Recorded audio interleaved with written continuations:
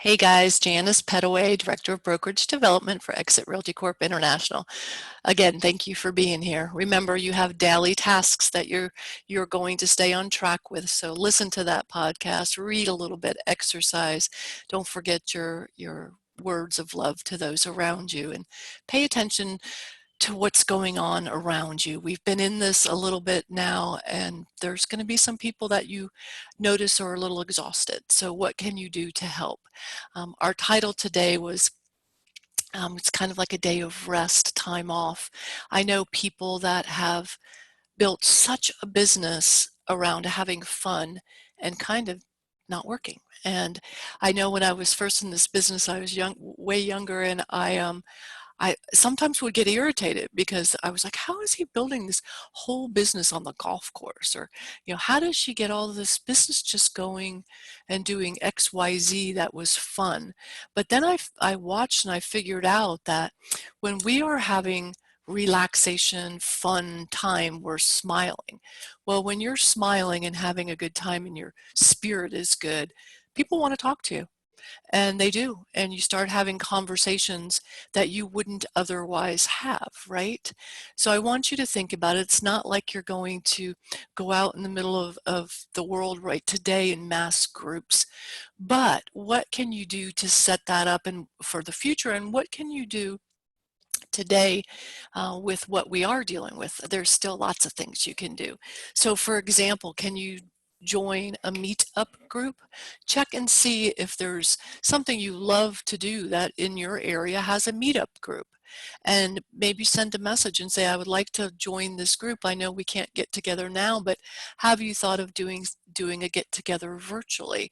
Maybe it's a wine tasting group or whatever, and you could be the one to use your imagination and do something fun. But a couple of good ideas. Our neighbors may be feeling very isolated, so I want you to think about, is there something you can do about that?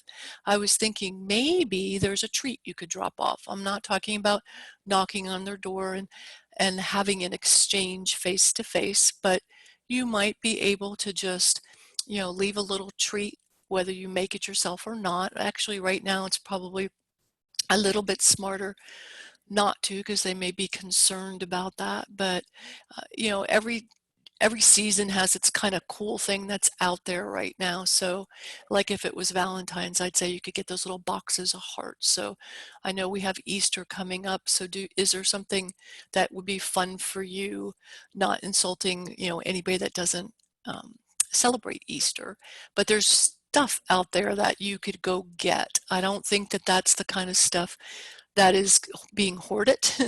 So you should be able to get some little treats of some sort. And I would just maybe put them in a baggie and just put a little note. Just wanted to do something to lift up your day, and sign it, all of you, if you have a family or just you, whatever. But if you have little kids, definitely sign it from them too. And then go for a walk and just leave them by the door and just have tissues with you. Ring the doorbell, step way, way back because people are concerned. And then if you know them, just say, hey, we're coming by. We're going for a walk, and we're just out here having some fun and just checking on you. We brought you a treat. See you in a week or so. And let us know if you need anything, and you just keep going. It's a easy form of door knocking. I find like right now, so many of us are not as connected with our neighbors as we should be, as maybe past generations have been. I think that's because a lot of us move more. I know this depends on where you live. In some states or provinces, maybe you are. If that's the case and you know all your neighbors, why don't you call them all and say, you know what? Let's do something fun on Sunday or Saturday or Monday night, whatever you want to do. We all know each other. We know, that our homes are clean and that we're not sick. So if you would like to participate, this is what I'm thinking. Let's all make a dish, and let's just put it in small containers, and we'll all at 6 o'clock on Sunday go around and deliver our piece, and then all of us can have a great meal. that we only made one side for, and we can share the rest.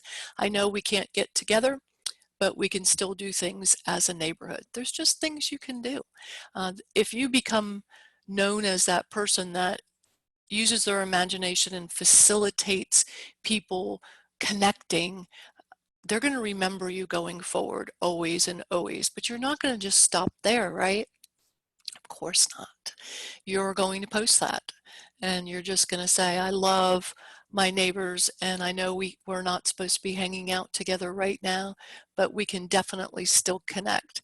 So the kids and I sent treats, or we did a potluck dinner or lunch without eating together, but we shared food together. Or we set up a grill in the street and took turns, and everybody that used it left a treat, or whatever. Guys, there's so many things you can do, and show your family how to be calm and be a leader and have some fun at the same time. So what are you going to do going forward for fun for you? You've got this downtime, so do you need to explore hobbies?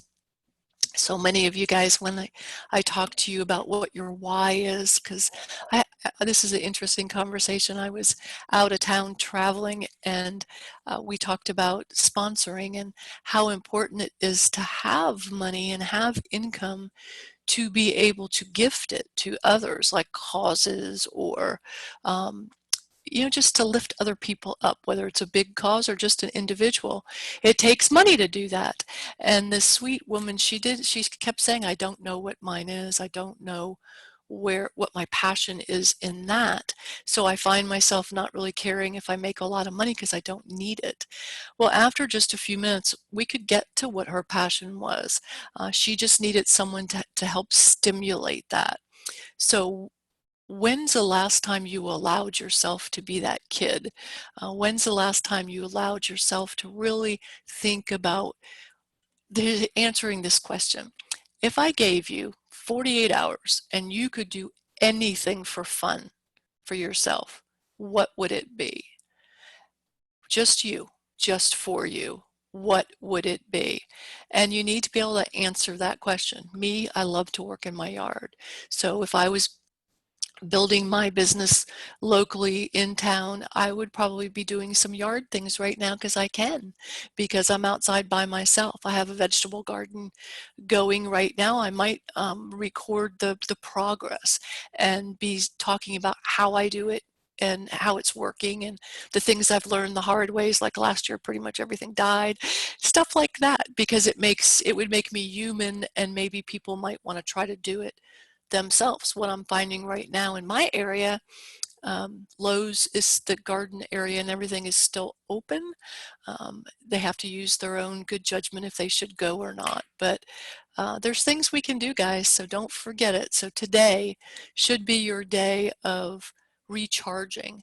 But at the same time, you never know where your business comes from. And I find that so much of it comes from a day like today. So take it and enjoy it. And I'll see you tomorrow.